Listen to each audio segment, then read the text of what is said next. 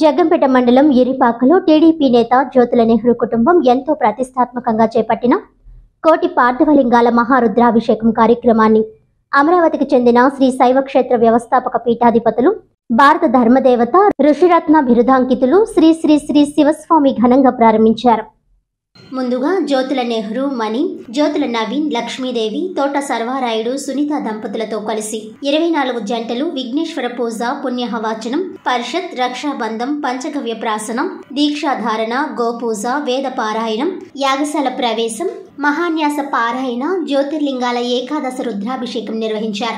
సాయంత్రం కుంకుమార్చన, లక్ష్మీ గణపతి హోమం, సౌరాష్ట్ర సోమనాథేశ్వర స్వామి వారి కళ్యాణం నిర్వహించారు. ఈ సందర్భంగా శివస్వామి మాట్లాడుతూ తల్లిదండ్రులను మించిన దైవం లేదని, హిందూ ధర్మం మాతృమూర్తులను పూజించాలని చెబుతుందన్నారు. జ్యోతుల నెహ్రూ చేస్తున్న ఈ దైవ కార్యక్రమాల ద్వారా ఈ ప్రాంతమంతా ఒక మహాక్షేత్రంగా వెలుగుతుందని అన్నారు. కోటి పార్థవలింగ మహారుద్రాభిషేకం చేయడం ఆ శివ సంకల్పమని అన్నారు. జ్యోతుల నెహ్రూ మాట్లాడుతూ 11 రోజుల పాటు ఈ కోటి మట్టి శివలింగాలకు తమ స్వహస్తాలతో భక్తులు అభిషేకం చేయవచ్చని, కావున ప్రతిరోజు భక్తులు విచ్చేసి ఆ శివకేశవుల దర్శనం తీసుకుని తీర్థ ప్రసాదాలు స్వీకరించి వారి కృపకు పాత్రులవుతారని కోరుకుంటున్నామని తెలియజేశారు. ఈ కార్యక్రమంలో జిఎంసి హరీష్ బాలయోగి, చిక్కాల రామచంద్రరావు, వనమడి కొండబాబు, కోర్పుల అచ్చయ్యదొర, ఎస్వీఎస్ అప్పలరాజు, జిల్లాలోని నియోజకవర్గంలోని పలువురు ప్రముఖులు వేలాదిగా భక్తజనం హాజరై కుంభాభిషేకంలో పాల్గొని తీర్థ ప్రసాదాలు స్వీకరించారు.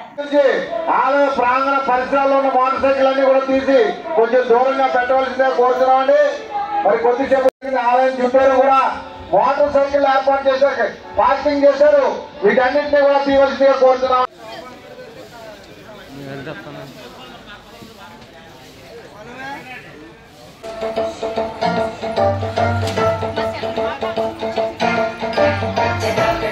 కాబట్టి వృద్ధాశ్రమాలు ఏర్పడుతున్నాయి. కావున ముందు నేను మారుతాను, నేను మారితే నా గృహం మారుతుంది, నా గృహం మారితే నా గ్రామం మారుతుంది, నా గ్రామం మారితే నా జాతి వైభవం ఈ ప్రపంచానికి అందుతుంది. ముందు ఎవరు మారాలి?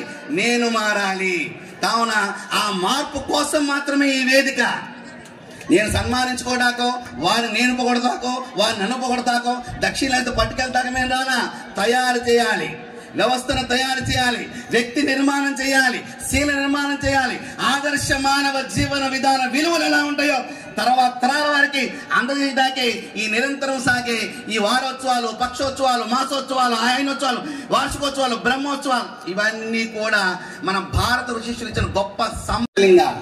ఆ తర్వాత ఇంకేమున్నాయి? పంచారామ క్షేత్రాలు.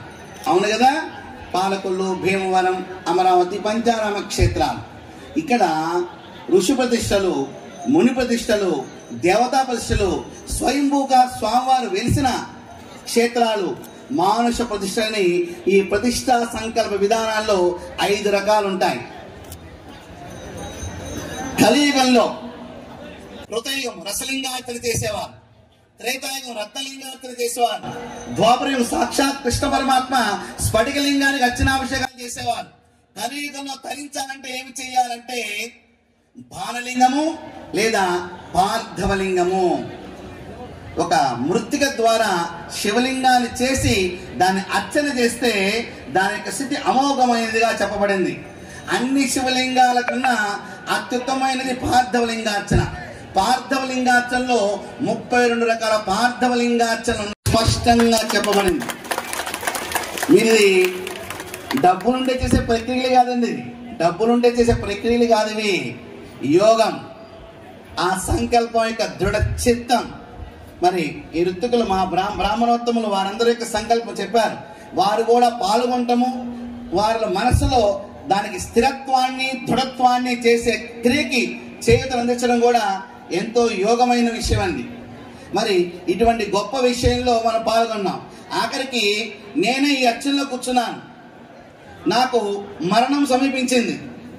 ఇక ఇంద్రలోకం నుంచి స్వర్గలోకం నుంచి ఒక పుష్ప విమానమో లేకపోతే చేసిన పాపాల ప్రకారం నరకలోంచి ఒక యమధర్మరాజు వస్తున్నారు అనుకున్నాను నా కోసం.